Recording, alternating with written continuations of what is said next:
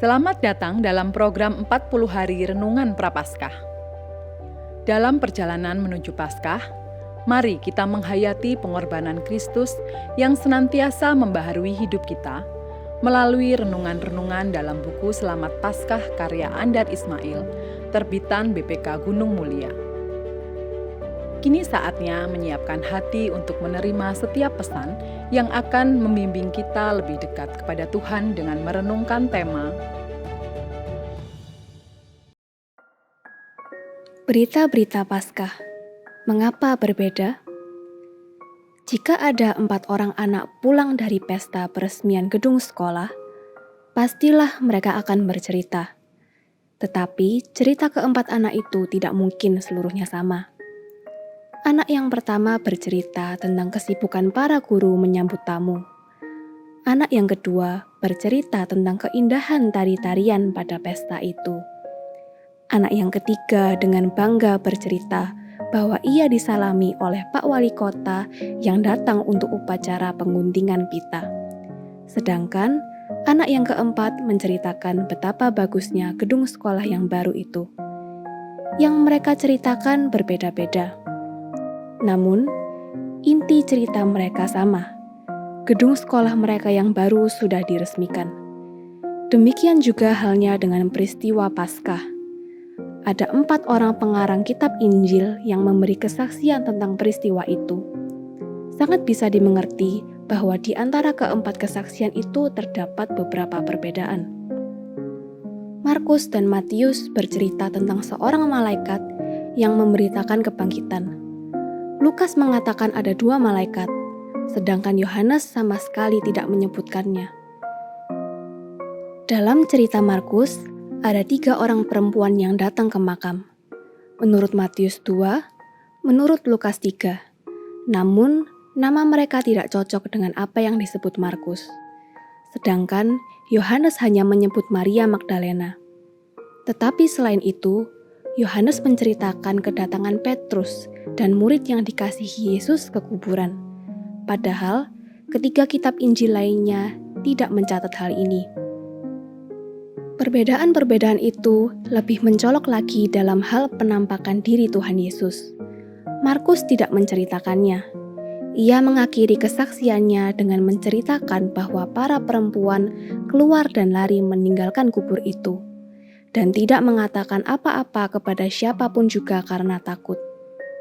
Ayat 9 hingga 20 yang ada di bawahnya, menurut para ahli, bukan kesaksian Markus sendiri, melainkan merupakan kesimpulan yang ditambahkan kemudian hari dari sumber kitab Injil yang lain. Matius mengakhiri kesaksiannya dengan penampakan Yesus di hadapan ke-11 murid di Galilea. Lukas menceritakan penampakan yang sama, namun dengan isi yang berbeda dan tempatnya adalah Yerusalem. Ditambah dengan cerita penampakan kepada Kleopas orang Emmaus, padahal baik nama orang itu maupun nama desa itu tidak pernah muncul di kitab-kitab lain. Sedangkan Yohanes menambahkan cerita penampakan di Yerusalem dan Galilea secara berturut-turut. Mengapa ada perbedaan-perbedaan itu? Karena masing-masing menulis apa yang didengar, dilihat, atau dialaminya sendiri. Karena masing-masing menulis apa yang dianggapnya perlu ditonjolkan. Karena mereka menulis dengan sumber yang berbeda secara sendiri-sendiri, bukan dalam satu ruangan di sekitar satu meja tulis. Lagi pula, waktu penulisan itu adalah beberapa puluh tahun kemudian, bukan sehari setelah peristiwa Paskah. Markus adalah kitab Injil yang pertama-tama ditulis. Waktunya adalah di antara tahun 60 sampai 65. Sumber informasinya yang paling utama adalah Petrus.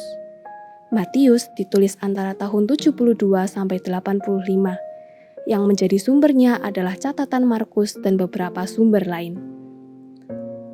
Lukas ditulis antara tahun 80 sampai 85. Dilihat dari sudut kecermatan sejarah, tulisannya adalah yang paling teliti.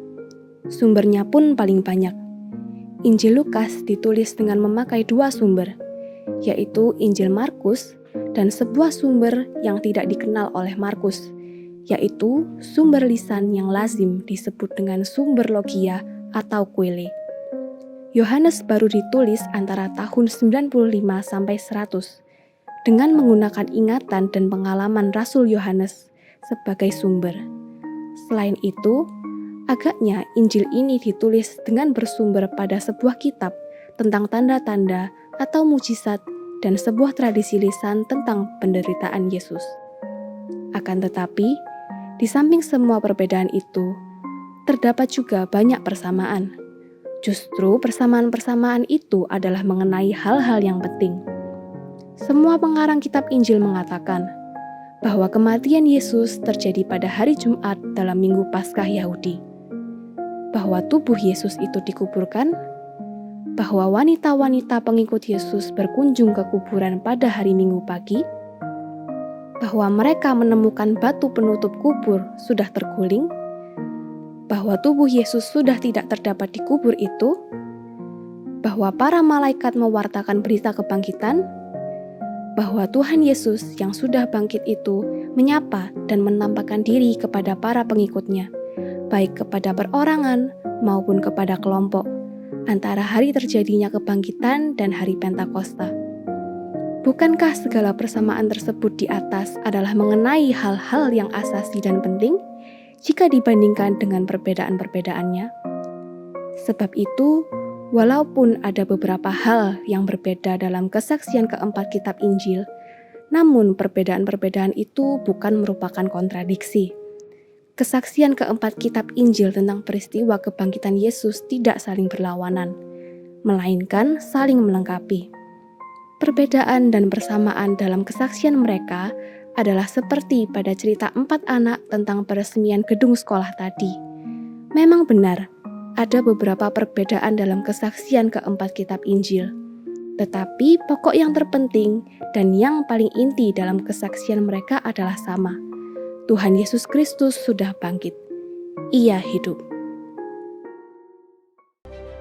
Kiranya renungan hari ini memperkuat iman dan menuntun kita untuk menyongsong Paskah dengan hati yang baru, penuh syukur dan harapan. GKI Manyar, Resonate God's Love.